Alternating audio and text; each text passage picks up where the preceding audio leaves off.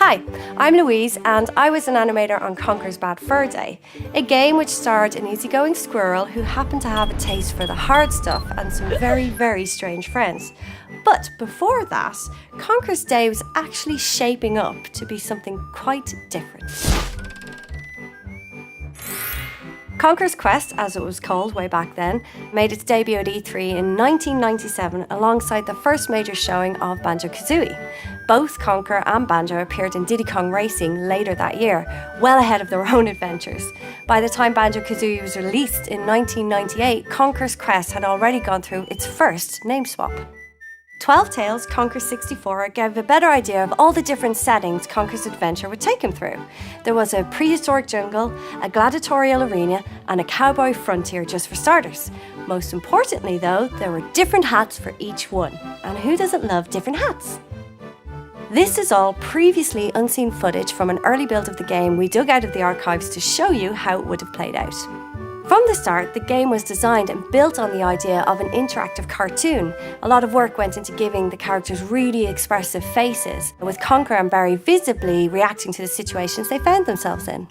At this point, both our characters were playable. Our hero had his Conker firing catapult, as seen in Conker's Pocket Tales, which was released on the Game Boy Color in 1999, while his world was still relatively sane. As the more hands-on character, Conker also had other tools, including a lasso, a kite, a rocket, and a unicycle. Because why not? Barry, on the other hand, preferred to make use of the critters she found and rescued along the way, which gave her journey a very different feel.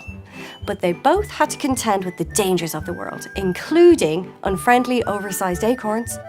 If things got a bit hairy, Conker could also get some distance by running on all fours, like a proper squirrel. Even though this was still early, multiplayer was already built into 12 Tales.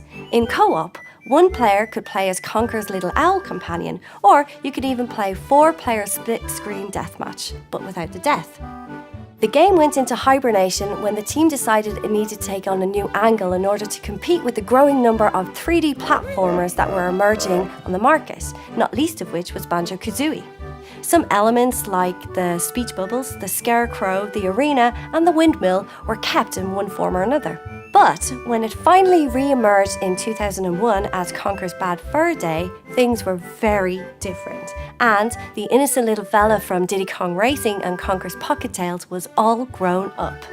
But that's a tale all of its own.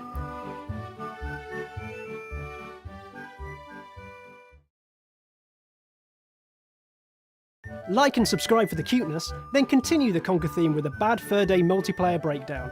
Or you could take a look at the making of Banjo-Tooie. Meanwhile, Conker's Bad Fur Day is playable right now in rare replay for Xbox One, with a making of video squirreled away in there for good measure.